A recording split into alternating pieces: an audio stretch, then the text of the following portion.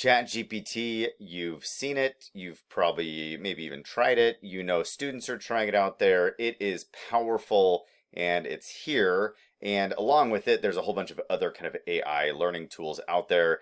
I don't think it's something that's going away anytime soon. So my purpose of this video is to kind of talk about how it might actually help teachers and maybe help teachers save some time. So I'm going to be looking at this from kind of a humanities teacher's point of view. I'm a English teacher, media teacher, and I can see where this could really be helpful in the classroom. And I'm going to show you two ways that I would do that right now. So let's jump into ChatGPT. If you're not familiar with ChatGPT, you have to sign in through an account. You can use like a Google account or something, and it gets in pretty easily. And then you can basically type in anything down below here, and it will answer something. So like, what healthy dinner option is there for tonight? So you can do something like this. Oh, fantastic. Grilled chicken or fish. This looks great. Okay, so obviously you can just start generating all these things for you. So that's where it's really helpful. Now, that's not the English teacher side of what's really helpful. So I might start over with new chat here. And if I'm thinking about an English teacher or I'm thinking about a humanities teacher, I'm thinking about people who are always trying to come up with good ways to kind of prompt or push their students into thinking opportunities. One way that they could push or prompt them into that is by having discussion groups. And sometimes it's hard to come up with multiple different discussion prompts and differentiate their learning in ways that are meaningful. So ChatGPT can actually be kind of helpful for that. So let's talk about a book that I taught forever, and it's obviously a classic one.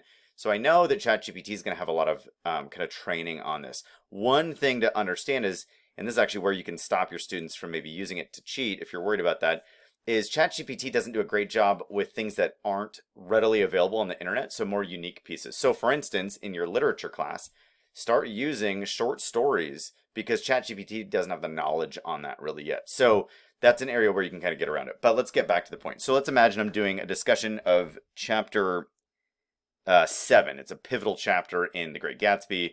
It's kind of this climax chapter where everybody's in the city and they're, everything's kind of going on, and Gatsby is basically torn down by Tom and Gatsby and Daisy. Anyway, all this stuff. No spoilers, but I'm gonna say, can you create 5 discussion groups for chapter 7 of The Great Gatsby, focusing on irony and quotes that illustrate tone. Let's see what it comes up with. That was totally random. It's just off the top of my head. So here we go. So irony in Gatsby's pursuit of the American dream. Discuss the irony of Gatsby's pursuit of wealth and love of Daisy and how it contrasts with the corruption and emptiness of the society he tries to fit into. The quote there, so we beat on boats against the current, borne back ceaselessly into the past. That's actually from chapter 9. I've done this a couple times and it really loves to pull that quote, which is interesting. So that doesn't really fit for chapter 7. But the discussion prompt might. I like that it's trying to get some quotes in here.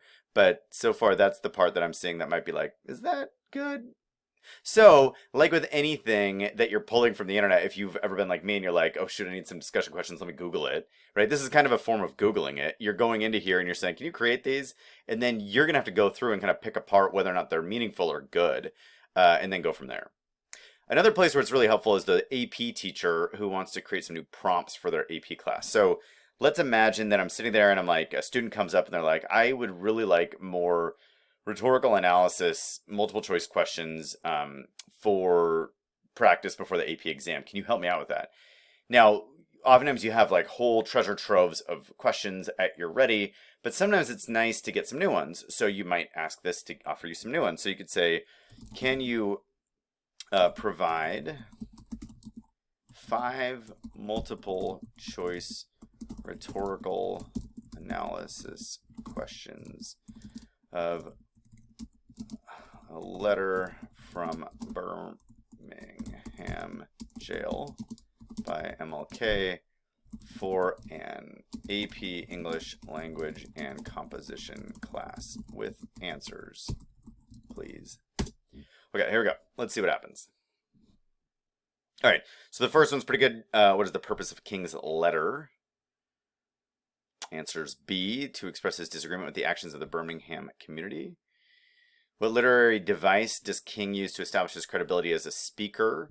And again, this is where you'd want to check on it, right? This is what literary device in rhetoric. You're not really worried about literary devices. You're worried more about rhetorical devices. But again, you wouldn't just pull this off and give it right to the student, but it could help you with providing some if they're relevant to the student. So are these perfect? No. Do they provide maybe some opportunities to, get some content that you don't have to go searching for entirely and you can maybe just revise a little bit and give? Perhaps. Now, I am fully aware that there's a little bit of an irony in the fact that you might get questions from ChatGPT and the students might go home and just answer those questions through ChatGPT. So I think you got to obviously be kind of aware of where you're using this, but it could be very helpful, again, in classes where you want to differentiate learning a little bit more and provide some unique questions or information or discussion areas that otherwise might be just,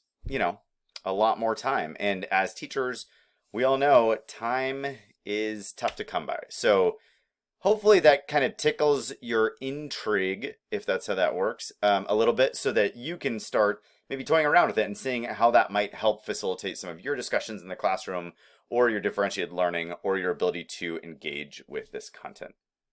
Talk to you later.